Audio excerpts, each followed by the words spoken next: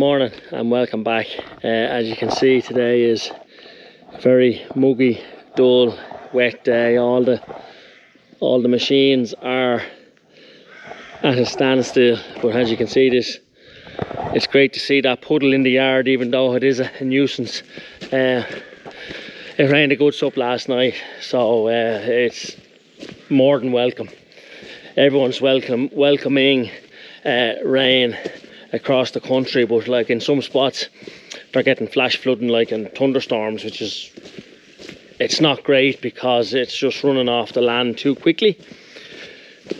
What we need now is, I know people will say farmers are never happy, but you need a couple of days of rain now because everything needs it, but it has just come at the right time. If we hadn't have got it for another week or two, there would have been a lot of lads in a lot of trouble with grass, dairymen looking for silage and stuff. So I'm actually just going to walk out now and I'm just going to check the cows, and I'll do an update on the cows because I haven't shown you them or updated them since nearly they went out. It's nearly just a little over a month. So just down to cows here now, where you can see everything.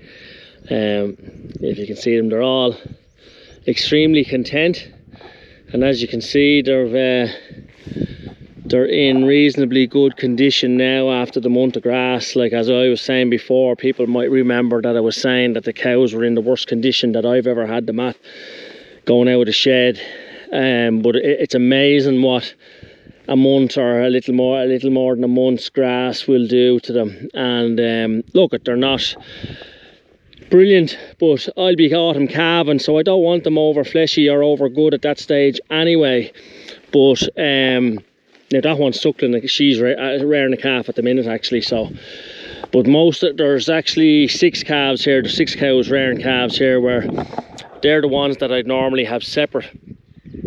But I counted the TB, going down with TB, and I had to keep cattle in different spots beside the yard ready for testing. I'll be testing now in about 2 weeks again for the first test after I went down. I need 2 clear tests, so this will be the first one, so we'll see how we go in that. So yeah, there's 6 calves here. Now I had put the creep feed out with them, but I've actually threw feck all meal into it. They're not really getting meal at all, because I only have the lamb meal there. I could throw some of that in if I wanted, but I just haven't been busy on one thing and another. Now it might look as if there's a bit of grass here, but there's not really. It probably could do with being topped and get rid of some of that whole long grass. Just top it and see will grass come back. But like that, this rain today, it's just a godsend now. It really is, to try bring the grass back on. But like there's a good bit of clover there down in the butt of it. But like they've the scope of the whole lot here now, where normally I'd have them shut off in a couple of fields and then just keep rotating them. But they're actually over the whole lot. So just to give them a better scope or more scope on grass. But like here's more of the cows now, and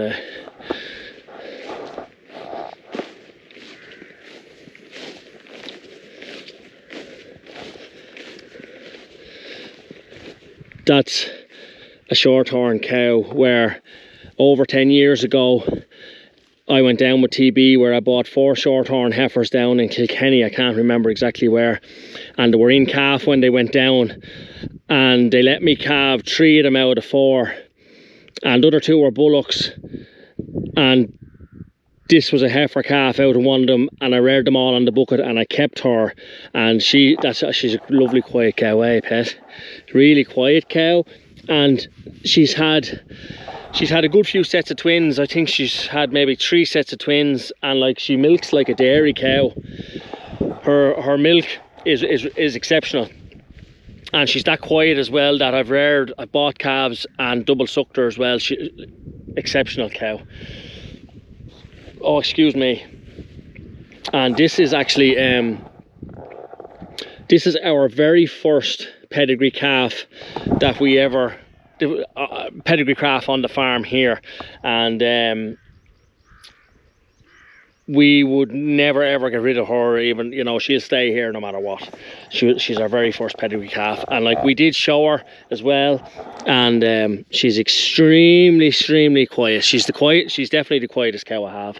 Like, hey pet, good girl. She's really quiet. Just in the field here with the heifers, and actually a few thistles. This field could actually be topped as well. There's docks in it, and thistles, a few thistles and nettles. But I had the sheep here when I moved them, and they ate all the docks out of it, but they're coming back again. I'd say I'll probably have to spray them or something, but that's the bullock there that has the bad legs, and I had him in the shed, down the shed last winter, and he's actually failed again. So whenever I test now in a couple of weeks, I'm probably going to leave him in, because nearly the nuts that I've given him last winter has gone off him again, you know what I mean? So a bit of a disaster, just not fully doing things right with him. I should have kept him in after the last test, but the thing is, when I drew home the cattle, he was with this batch, and I just let him out here, and I just haven't brought him back in. So I'll be bringing him back in for the testing, and I'll probably leave him in then. Like, this is the short-horn head. Like, this one is just, her condition is ridiculous, you know, ridiculous. She's got a bit of ringworm now as well, and I haven't had ringworm in absolute years. So I see that brown one with some as well. But as I say, yeah, like, there's 1, 2, 3, 4. I've 5 pedigree. There's 5 pedigree heifers there. 4 of them Simmental, and then that shorthorn one. So we'll just have to see how the test goes. There's one with ringworm now as well. But like, they're not in bad nick. Like, the grass here was fairly tight. It has come back a bit now, where I had the sheep here where the grass actually at the beginning of the year was going to get away on me. I explained that in other videos. This one's real quiet. Hey pet, having been out for a scratch. I had to put these cattle in the other day too, when we were at the silage. So yeah, that's sort of an update on the cattle, because I know the video gets on and on and on. So we'll probably be sorting, and in the second half of this video we'll be probably sorting lambs for that. Good morning. It's just a few days on now from earlier in the video where just checking the ewes here and the lambs, just checking for maggots and things like that. We're going to be dipping fairly soon anyway, but just to show you, if we were harvesting thistles and nettles, we'd have some crop. So there's actually, I'll just stop there, there's we actually I got a guy to spray them. They were that bad. All this area, there's 60 acres in this block, and I didn't do it all the meadow fields. They were just plastered in nettles more so than thistles, but I got them to spray it. So it's just to show you that they're dying off there now. But I'd say we'll be getting all the batches of ewes in today and sorting the lambs, getting lambs out ready to go. Maybe someone commented on the last video that it's not Ramadan, but it's something like that. I don't know, but like I think they go to France, but like the collection point is only 10 minutes up the road, so it's hugely beneficial for me to get them in and go up there with them. There's no, as I said before, there's no commission, no travelling, and they pay reasonably good money. And like, we have Cheviot ram lambs that wouldn't be making the grade for breeding, and like, if you were to bring them to the mart, very hard to get rid of a Cheviot ram lamb, and very hard to get them fat. So they don't particularly have to be fat there, but they need to be over a certain weight. So if you have them over a certain weight, and even if he's not overly fleshy, they'll still take him. As long as they're not lame on the feet, they'll take them up there. So it's a great opportunity to get rid of Cheviot ram lambs, really the ones you wouldn't be keeping for breeding. So yeah, so I'd say we'll be getting all the sheep in today and sorting that out. And then I just want to take cast ewes out of it as well, and I'll leave them down at my dad's. And I'll probably go to Carnew Thursday morning with them, depending on silage. Silage is sort of eased off a bit because of the rain. I have one bit down that I have to bail for a guy, but I'd say it's a cracking morning this morning. But I'd say maybe he might want to shake it up and probably be baling that tomorrow morning. But hopefully we get this video finished today with the sheep. So that'll be in another video. Just have the ewes in here, one batch where I got them in, and there's a cast yow, so I want to take her out, and I'm just taking the ram lambs out there where I'm going to be weighing them and just see what weight they are.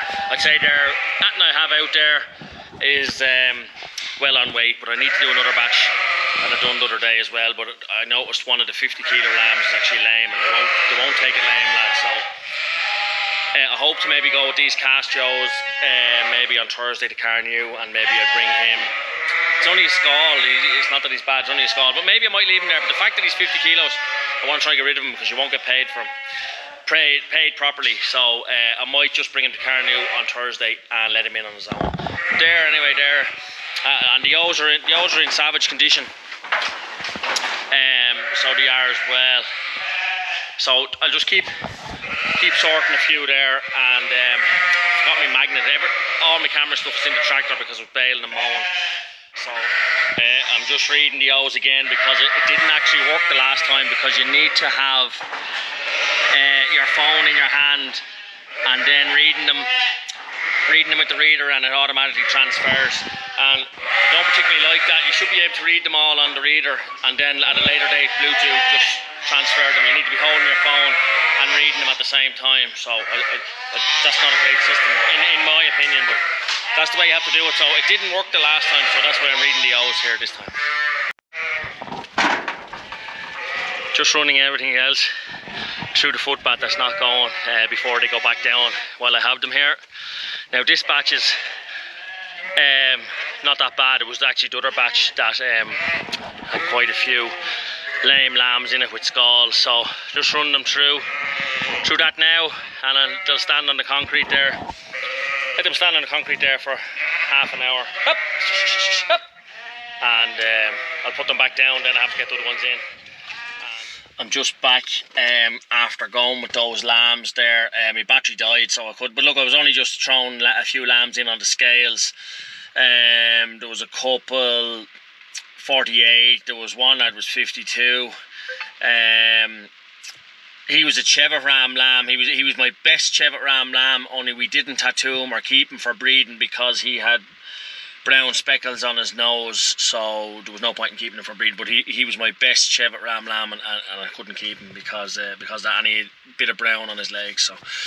So yeah, so they averaged 47 kilos was the average weight, and he gave me 370 a kilo, works out at 165 a head. So when you've no commission and it's only 10 minutes up the road and all the money is yours what he gives you, I'm extremely happy with that. 165 for those lambs at in the middle of June.